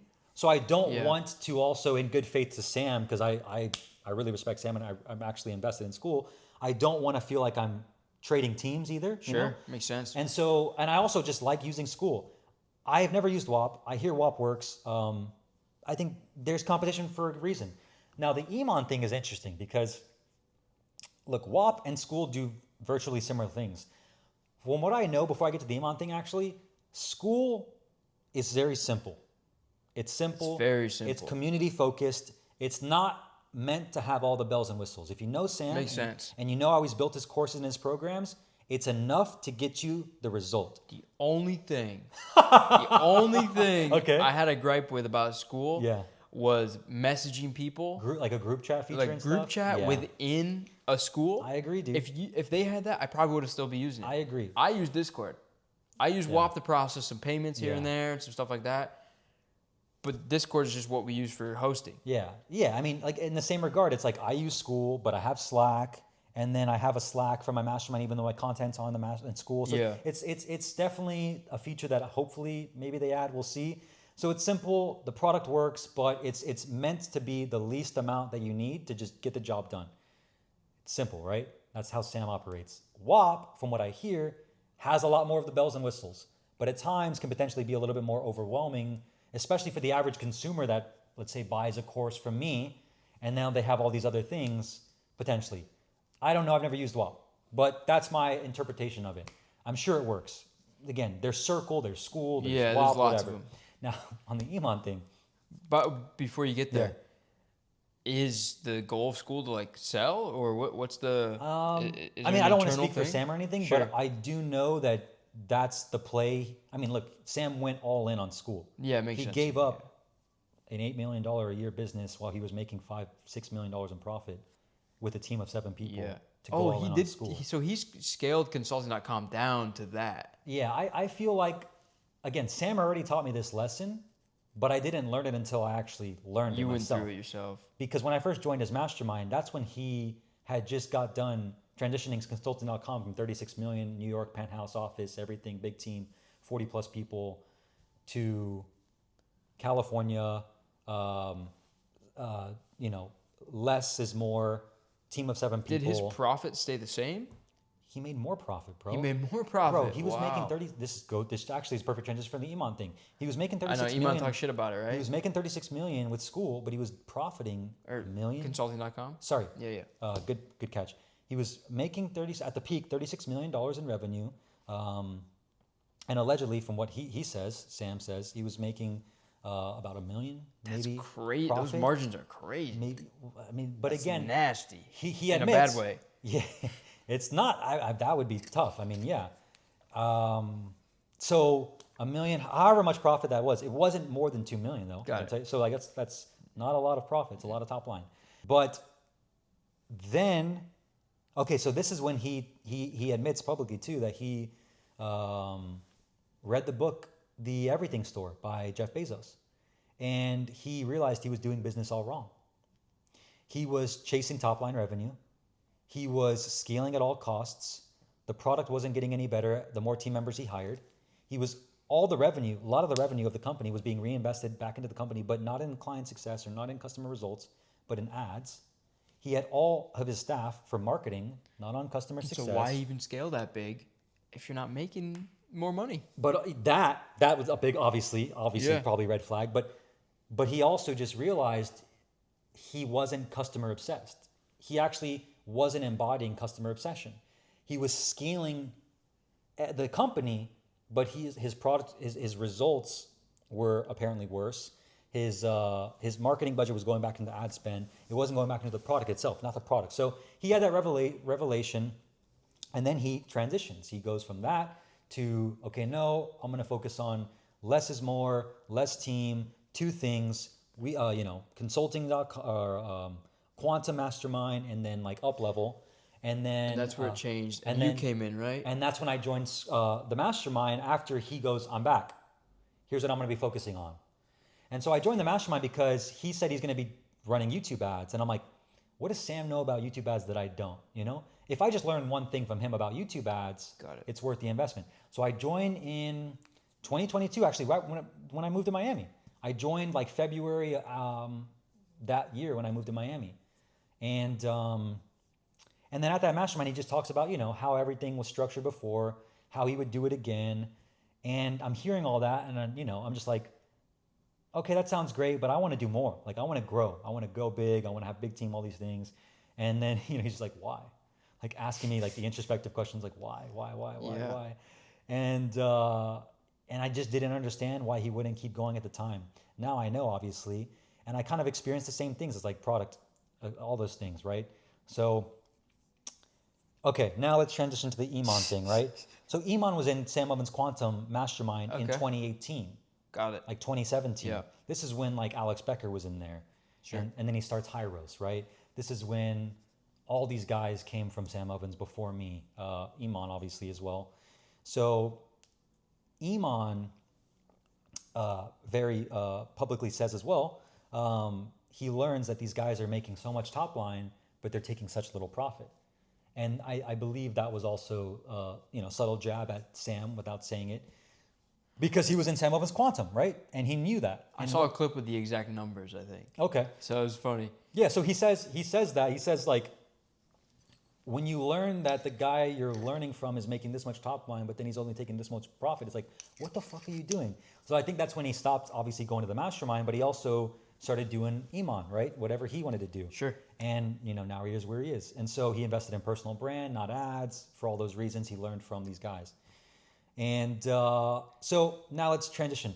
When I went to Quantum, when I was in Quantum, I was there in California for the mastermind one weekend, and I actually met up with a client of mine, Rian Doris. Rian Doris owns a company called Flow Research Collective. He's partnered with a guy named Mark Collar, and they have a really big company, and they help a lot of people with like getting in the flow mindset, those kind of things with business owners and entrepreneurs. And I mentioned to Rian after day 2 of the mastermind, I was like, Sam's gonna sell, like he just made an opportunity to invest in Skool, and he's gonna sell consulting. And he was in Quantum before with Sam too. He's like, really? And so I think he immediately texted Sam, and funny enough, a few months later, Rian, because I actually told that to Rian, he ends up being the one to buy consulting.com. Got it. He became the owner of consulting.com. He bought consulting.com, owned the domain, started to sell up a couple things. Don't think it really worked out, because no one really wanted consulting.com without Sam, right? And then transitioned to Iman now. So Iman apparently, I believe, from what I saw in Rian's story the other day, partnered with Rian. And then I think he just bought the domain or something, for now at least. And then he put the picture up there to kind of not necessarily throw shade at Sam, but probably the entire industry as a whole of like, Well, there's a lot of guys in this I'm better than you. Yeah, that makes sense. Look where I am. Look where you are. It sounds like because I saw a couple clips. Yes, I was scrolling a little bit, okay? I saw a couple clips of him with Dan Henry. That was the podcast. I heard him talk about it as well. And he was basically throwing shade at people for not making profit in the info industry. Yeah. And obviously, dude, the whole point of this industry, is supposed to be a high margin business. And I know you've dealt with it. I literally realized that. Yeah. I was like, dude, I'm not going to exit this right now. So like, what am I doing here? You have to make profit. Let's boost this profit up. Yeah. How can we get this to 100% profit real quick? Like let me think about everybody else for a second. Let me think about myself. And that's why I'm so big on organic personally. Yeah. Like I know you're an ads guy, so it's different, and you work with a lot of ads. But I also have my biggest income coming from organic YouTube as well. Sure. Word of mouth referrals. To me, ads has always been a really good multiplier on top of the organic. So I really like you build the organic as big as possible, organically with good content. Yeah. And then, because here's the thing that I think, you get it, but there's a lot of people out there, they're like, I want to run ads because I don't want to make content all day. Yeah. I'm like, dude, what do you think is the ad? It's content. Yeah, The ad is content. Yeah. So if your content isn't good as a baseline, how are you going to run a good ad? You don't even know how to talk to your market. Exactly. So for me, organic is all the testing. You get the organic done. You bring in all the people, and then retarget them. And then if you really want to run a cold campaign, you run a cold campaign on top of that. And surprise, surprise, all of my best clients historically across the last 5 years have all had a solid organic brand and presence on these platforms before they started running ads. It's so interesting because this brings us back to the beginning of the conversation we just had. I'm like, I want to do the mill a month organically. Yeah. I mean, there's guys like Andy Elliott that are crushing it like that as well. Like, he posts a bunch of content. And I heard him say, actually, he doesn't want to rely on these platforms like Meta or YouTube ads and all these things to get customers, right? So he's got good at content for that reason. Patrick Red David, same thing. Valuetainment. They're using content. The biggest guys, the guys that make the most, all have great content as a baseline. Exactly. So yeah, I mean, look, you know, I if you look at trafficandfunnels.com, right? Iman bought that too. Yeah. And so I think that one's a spike for sure. That one's definitely a job. Well, because I mean, Taylor Welch was clearly talking about Iman in that tweet. Oh, is that what it was? If you go to trafficandfunnels.com right now, it's a Taylor Welch tweet subtweeting Iman, not mentioning his name, but he's like, you can just be a guy that buys a Lambo and sell a course and people think you're rich. No, I think it was like he stole like a sales guy or something. It's a tweet. It's a tweet. You can see it. It says Taylor Welch is literally subtweeting Iman Gadzhi. But Iman bought that domain. It's so funny about how every level of any industry. Yeah. It's not just the info industry. It is to most people because this is so public. Yeah. Because it's like the guru type and everyone's got this thing and everyone's on this podcast and the whole thing. It's so public that everyone sees it as like high school to a degree, but I feel like every industry is like this. Like I imagine the real estate industry is just like this. Yeah. I know the car industry when I was in it is just like this. There's, the little, clicks and stuff. Yeah.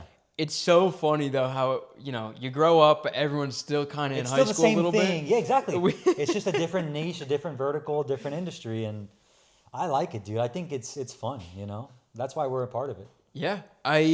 What would you say your goals are, with this industry? I'll share mine after, but I'm really curious, what your goal is with this industry. If you'd stay in it forever, if you'd go to something else. That's a good question, dude. I guess my goals have changed from today than it was before, but I mean, my goal for the longest time was just to have my own mastermind, bro. Like that was always my dream. I remember having a conversation with one of my first business coaches that was the first mastermind I ever joined, Vince Del Monte. And I remember like after 3 months of working with him and going to the second mastermind of his, I just looked at him in the face and I was like, dude, I just want to do masterminds. Like this is what I see the most, like, cause my life changed because of masterminds. Like again, dude, I don't say that because it's just like marketing, but like, and because I have my own mastermind. Because it's genuinely true. Like, only reason I was able to invest in Skool, mastermind. Only reason I was able to partner with Sam Ovens on YouTube, mastermind. Only reason I was able to start a YouTube ads agency and adspend.com to what it is today. I joined that mastermind. And at that mastermind, he gave me the light bulb moment and told me, you should just do YouTube ads and cut all the fitness stuff out. Because at that time, I was working for Dean. I was trying to start my own fitness brand. And he was like, bro, forget all that right now. Just do this. And you'll shortcut this and get what you want. And I was like, okay, that makes sense. He's richer than me. I'll listen to him. And it worked. And I got clients. I started my agency. So that was my goal for the longest time, just to have my own mastermind. And now I have it.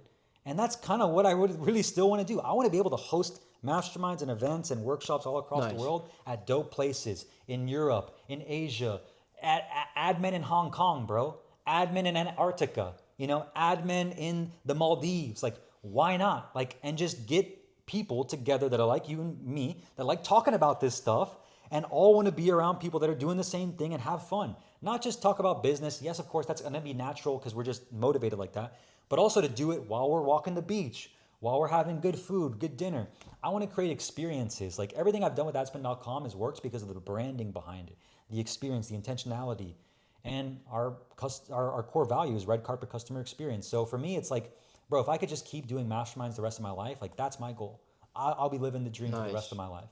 It's simple. Yeah. I like it. So it's like, how do I do that? Well, all I got to do is keep posting content, keep talking about masterminds, keep adding value to people, and keep sharing my story. And naturally, I can help the people that have been below me learn from the mistakes I've made the last few years. I think a big imposter syndrome I used to have is like, who's going to want to learn from me? But like, apparently a lot of people, like there's a lot of people that haven't got to 350K a month. There's a lot of people that haven't had 16 team members. So it's like, okay, I can just share what I know authentically.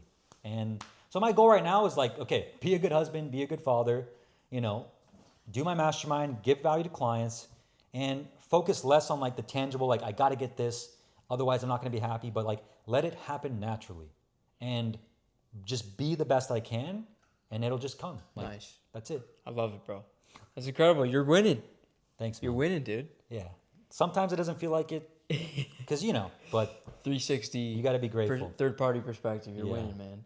Thanks, dude. It's interesting because my goals are just different. Yeah. Like, at least with the industry. For me, the industry was, this is an easy way to make money.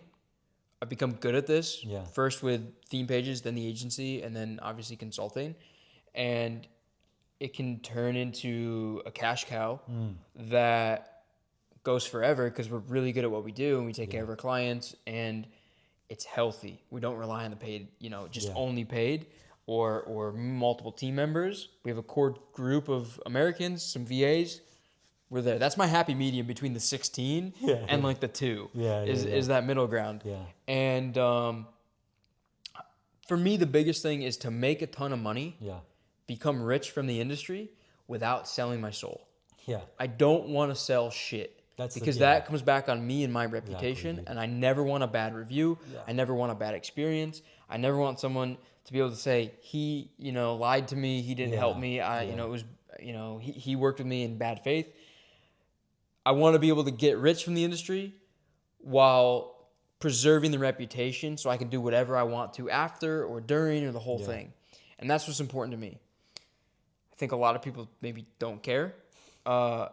So maybe that makes me different. I don't know. But I know there's a lot of people that do care. Yeah. And those are my friends. Yeah. I mean, you see these people nowadays. I mean, you can just go on Twitter or go on Instagram and everyone's an AI agency expert. Let's talk about AI agents. Bro, they're just I mean, what? Like they're just launching some go high level thing or like AI agent thing and they've shifted their brand. It's like it's the white label go high levels are just like, dude.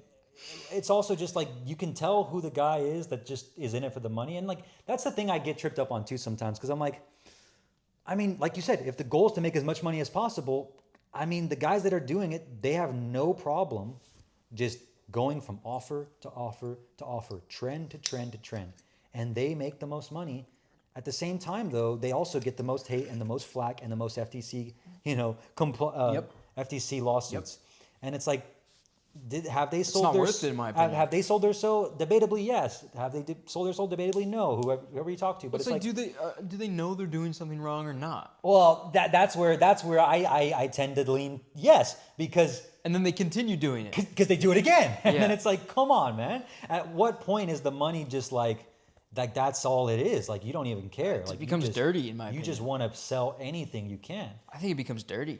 Like that's for me. I think that's the biggest thing I realized recently is like, dude, if my heart's not in it, like if I can't genuinely say I can sell this and I'm confident and I love it and I know it's gonna work and it can help somebody, bro, like there's no amount of money you can pay me that'll give me to say because it's like you were literally selling your soul. Just like the Whop thing, right? Like it's like again, Whop, they're whatever, right? But they were willing to pay me to sponsor one of my masterminds. And like I was like, I could take the money. But I feel like I would be selling my soul or be a sellout. I mean, to you are a that's what I'm saying. Skool. So it's like you got at a certain point, Diddy's gonna ask you to party, and you gotta say no. So you gotta be able to be okay with not. So I completely agree with you, dude, and I applaud you for that. Like it's in this industry, it's hard for. But I mean, you're the same way as me. Of course, it's funny. I saw this Instagram post the other day. It's like maybe it's taking a little bit longer for you. Maybe it's doing this and that because you're not selling your soul. You're not scamming people. And you see all the people getting exposed every day. It's like sometimes I just watch these Spencer Cornelia videos or these CoffeeZilla videos of these people, and I'm just like, dude, I can sleep a lot better than I thought at night because there are literally people out there that are actually truly scamming people. I don't watch those videos. I think sometimes some legit people get caught up, and I think they're looking for phishing. I hope they put me on there one day. Put me on there. I'm legit. Dude. I'm legit 100%. I got the receipts. Oh yeah. But but I think that would be funny. It's free exposure. But it's also bad exposure. Like to get again. But you know what the thing The is? majority of the time, they're people they're exposing. They do sort of like everybody. Like for the most part, I've seen. I'm like, okay, that's Okay, that's fair. That's fair. You know, it's like okay, that's a lot of people saying that they got scammed. You know, I don't watch the video, so I'm Yeah. not. I like it. I'm It's not too entertaining. You familiar. know. Apparently, the industry's. Well, a lot of them, yeah. It's there's a lot of people out there, dude. It's like There's so many. It's really interesting. There's so many info people that I don't know about. yeah. You just don't. I just don't know. Well, there's more and more being created every day because everyone can become an expert now and sell. It's like even you sell content. You tell people how to create content, and you help them create content that gets them more customers. Yeah. If you're good at anything nowadays, you can become a guru.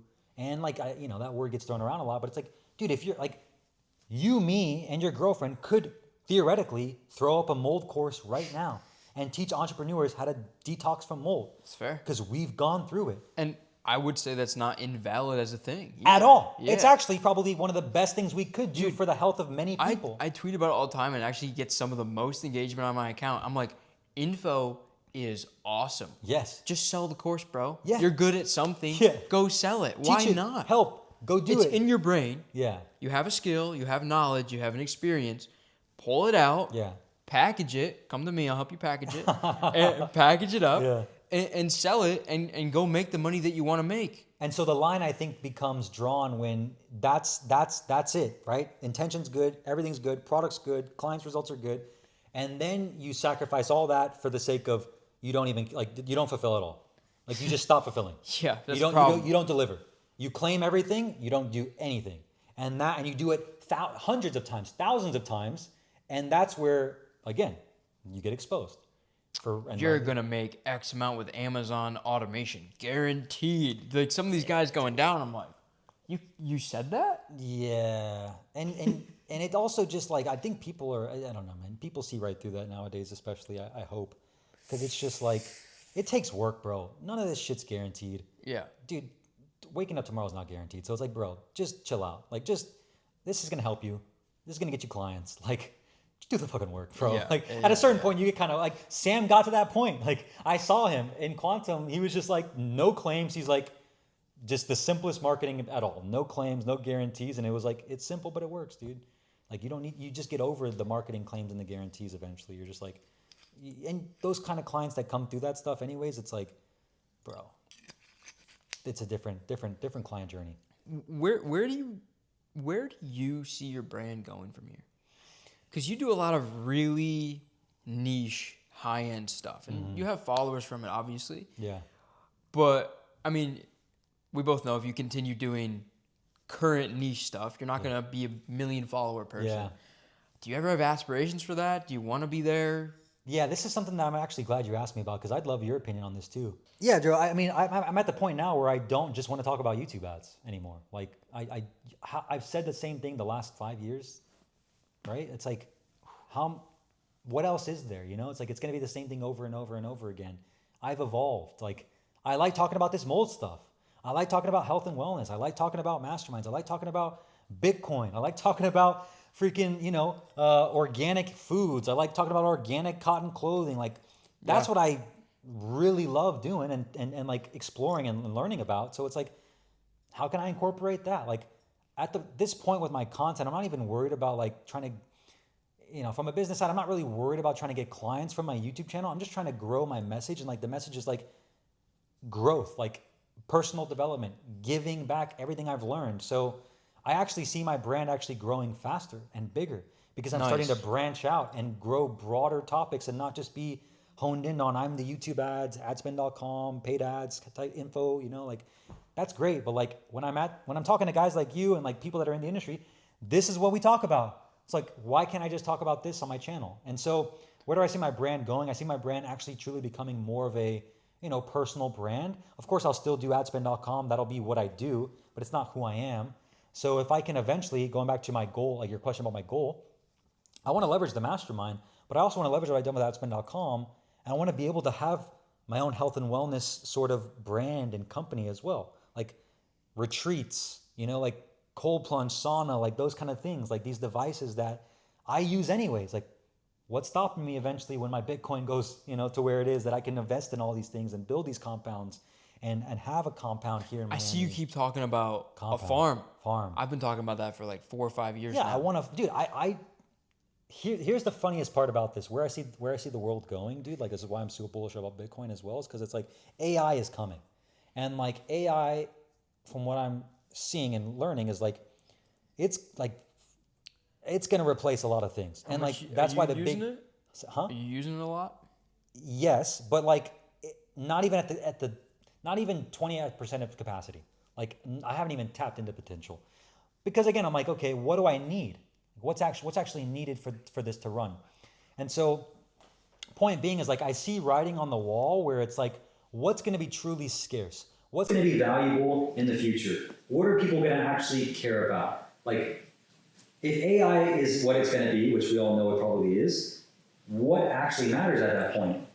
Well, the only thing that matters, in my opinion, is good health, good food, community, those three things. So if I could start talking about those things now and building my own community around those things, have my own farm, have my own sauna, my own cold plunge, my own chickens, my own self-sustaining food supply, be able to raise my family as well, but be able to bring people there and give them the experience so they can disconnect from the fucking slop they're consuming all day long when they're scrolling, right, and unplug for the matrix finally, to actually connect to nature, get back to the beach, get back to the water. Like, bro, I can say without a shadow of a doubt, I get paid from the internet, but I don't spend the majority of my time on the internet. Like, I spend the majority of my time, I love being in nature, I love walking, I love being outside, and where the world's going, dude, a lot of nature's gonna get wiped up from these data centers, from these fucking energy supply centers. I saw you post about that. You've been doing it a lot more recent, and I'm seeing it, and I'm like, I think the same exact way. Yeah. This is cool. I didn't know you were that deep into it. Because it's like, dude, we need it, but at the same time, it's actually hurting us, and that's the part that I get torn by, because it's like, my business is built around all this stuff, but I'm actually starting to find myself agree less with it. Well, I just think you're a smart guy. So like, you saw the opportunity with the internet, so you're like, let me build my shit on this. Of course. It's cool, let me make money from it. But now you're, I got a kid too. Yeah. How do I want to raise her? Do I want her on Twitter scrolling all the day? Like, do I want her addicted to TikTok? Do I also want all this beautiful nature that we have in the world to be replaced with solar panels and data centers and all just to chat GPT this prompt? And I'm like, fuck, it's tough, man, because I tell my wife this like every week. I'm like, let's just buy the farm as quick as possible. Let's get our families on the farm. Let's have 2 or 3 houses each. They're living on site, and let's just have our own homestead. And then it's so crazy. And like, because I didn't know we were this. Like, I have. That's why we're friends, bro. I have these same conversations all the time. I mean, we just haven't seen each other as well. Where are you gonna buy a farm? Do you know? Medellin, Colombia. Yeah. Oh, wow. Because the price of so farmland here, right? I mean, in Florida, it's crazy. Yeah. You get 1 acre for like $1 million, which is, it's not even a good acre. Depending on where, Yeah, it's not even a good acre of land either. In most places, in Miami especially, but Medellin, bro, you can have a couple acres, 400 grand, your own house, like a couple acres, 5-6 acres plus, cows, like all in, like maybe 500, maybe even less, bro. And plus, my wife's Colombian. I want to learn how to speak fluent Spanish. I'm almost there, like 60%. We want our kid to speak fluent Spanish. I want to be able to have a place here in Miami and in Medellin and go back and forth. Nice. So, we, like you said, we come here, we do business. It's like the Ty Lopez thing. He's like, I spend X months in Scandinavia. I go to Cali to make money. He's big on Scandinavia, huh? Yeah, something like yeah, he loves it, dude. But I like that. Like, lifestyle. Like, I don't want to spend all my time in Miami. I also want to disconnect and go to my farm in Medellin. Yeah. So that'll be the place we end up buying. Awesome, man. That's awesome. That's what we're looking at right now. I'm American, so for me, it's probably going to be somewhere here. We talked about Europe a little bit, but I also like the fact that it's the second location outside the U.S. in case, having that sort of diversification, because I love the U.S., but dude, you never know. You never know. And especially with the whole thing with, again, when you go deeper into Bitcoin, you just realize, like, I never used to think that the dollar could fail. I never used to think the dollar could go to the Venezuelan peso. Yeah. But the way we're printing now and the way everything's becoming more and more inflated, it's like, there's no reason why. America was just the best until it might not. And again, I love America. I'm fucking American. Like, I'll be here. Are you from like Colombian descent? No, I was born in Texas. My parents were born in Texas. Like, what are they? What's their answer? Yeah, so it's funny. My mom's side of the family, her parents were born. Her dad's half Native American, half Mexican. Half Native American and a little bit of German. The mom's side's a little bit more Mexican descent. My dad's side of the family, my grandparents were born in Texas, but their great grandparents were born in a small town in Mexico too. So it's Native American, Mexican, and like a little bit of European. Got it. So, but like, I'm American, bro. Yeah, 100%. Yeah, fully here. You're American, fully. And again, I love the United States, but all I'm saying is like, okay, in case, and plus, I just want to be able to go somewhere else, you know, Medellin, have a farm, come back. So, yeah, dude, I would love to have farmland here too, potentially. You know, who knows? I've been thinking about it a lot. I'm not sure where the answer is yet, because I also like the mountains. Well, I have a friend, dude, in Arkansas. He actually paid $450,000. This is where I got the numbers from. So I don't know how much farmland Medellin is. I'm still researching it. But he has 5 acres in Arkansas.